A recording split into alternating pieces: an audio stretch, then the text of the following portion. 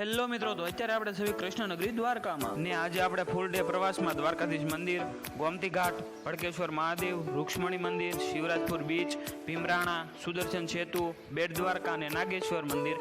મિત્રો આટલા પેલેસની આપણે આજે વિઝિટ કરવાની છે. મિત્રો તો બન્યા રહો વિડીયોમાં, અને વિડીયો ગમે તો લાઈક શેર અને સબસ્ક્રાઇબ કરી દેજો. હેલો મિત્રો, તો હું છું પાર્થિવ વ્લોગર ને અત્યારે આપણે જાવી છીએ દ્વારકા.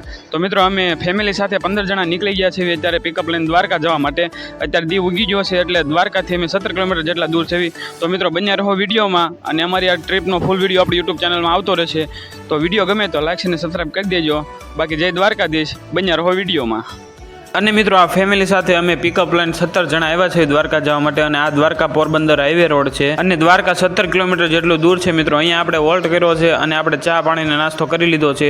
એટલે હવે ધીમે ધીમે બધા પિકઅપમાં બેસવા લાગ્યા છે, અને હવે પિકઅપ લઈને રવાના થવાનું છે આપણે દ્વારકા બાજુ. અને મિત્રો તમે આ હાઈવે ઉપર આવો એટલે હાઈવેની બંને બાજુ નકરો દરિયાનો ખારો પાટ અને પવનચક્કી જોવા મળે છે. તો મિત્રો ફાઇનલી ત્યારે દ્વારકા પહોંચી ગયા છે, અને દ્વારકાથી આપણે 1 કિલોમીટર જેટલા દૂર છે. મિત્રો ટ્રાફિક જોવો તમે, દ્વારકામાં 1 કિલોમીટર દૂર છે. મિત્રો આ મંદિર અત્યારે દેખાય છે, તમે જોઈ શકો છો. આ ટ્રાફિક છે જો. અને મિત્રો આ દ્વારકામાં ગયું એટલે 4 પટ્ટી રોડ છે, જે 2 પટ્ટી જવાની ને 2 પટ્ટી આવવાની. પણ 4 વ્હીલું 3-3, 4-4 થરમાં થઈ ગઈ છે ને, તે હાલવાનો કાંઈ જગ્યા નથી દેતી. ને અમે 2 કિલોમીટર દૂર છે દ્વારકાથી, કારણ કે આજ પૂનમ છે, પરસોત્તમ મહિનો ચાલે છે, અને સન્ડે એટલે કે રવિવાર છે, એટલે ટ્રાફિકનો જથ્થો થઈ ગયો છે મિત્રો. તો એ આપણે ગમે એમ હેમખેમ કરીને દ્વારકામાં પહોંચી ગયા છે. અને મિત્રો રોડેથી દ્વારકાધીશ ભગવાનનું મંદિર આમ થોડુંક દૂર દેખાય છે. તમે કદાચ આવો વાહનમાં તો આમ દૂરથી જોઈ લેજો મિત્રો. દર્શન આમ દ્વારકામાં કરતા હવે દર્શન કરી લેજો. અને મિત્રો આ દ્વારકાનું પાર્કિંગ છે, જે દૂર દૂરથી વાહનો લઈને આવે છે, તે અહીંયા વાહન મૂકીને દર્શન કરવા જાય છે દ્વારકાધીશ ભગવાનના. તો આપણે ફાઇનલી દ્વારકામાં અત્યારે એન્ટર થઈ ગયા છે, અને દ્વારકાધીશ ભગવાનના સરસ મજાના દર્શન કરીને આવી ગયા ગોમતી ઘાટ બાજુ. અને એમ કહેવાય છે કે આખા દિવસમાં એક વખત ગોમતીને દ્વારકાધીશ ભગવાનના ચરણોમાં આવવું જ પડે છે, એટલે આખા દિવસમાં એક વખત મુશળધાર પાણી આવે છે. તો મિત્રો દ્વારકાધીશ ભગવાનના દર્શન કરીને આપણે દ્વારકાની ગલીઓમાં થઈને જવાનું છે આપણે ભડકેશ્વર મહાદેવ. તો ફાઇનલી મિત્રો આપણે ભડકેશ્વર મહાદેવના મંદિરે પહોંચી ગયા છે.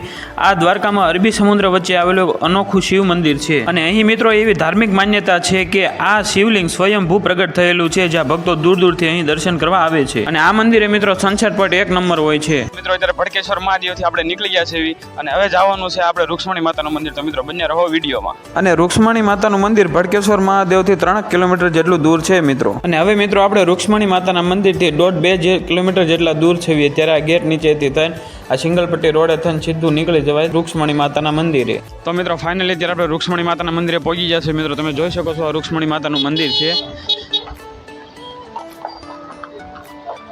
તો મિત્રો આપણે અંદર જઈને દર્શન કરીએ, તમે બહારથી પોર્ચન કરો મંદિરને.